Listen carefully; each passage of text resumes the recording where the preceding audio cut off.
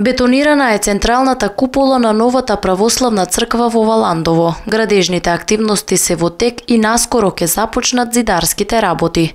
Се очекува црквата да биде пуштена во употреба кон крајот на 2017 година. Овој православен храм беше изграден на барање на граѓаните на Валандово, но и предвиден во урбанистичките планови. Како што изјави претходно градоначалникот на општина Валандово Никол Чечурлиновски, Валандово има стара црква, но бидејќи се наоѓа веднаш до гробиштата, граѓаните избегнуваат да ја користат за убави работи како венчавки и крштевки. Средствата за црквата се издвоени од буџетот на општина Валандово, но и многуте донации од страна на граѓани, фирми и институции се од голема помош за побрзо да заврши нејзината изградба. Продолжуваат градежните активности на православниот храм Рождество на Пресвета Богородица во Валандово.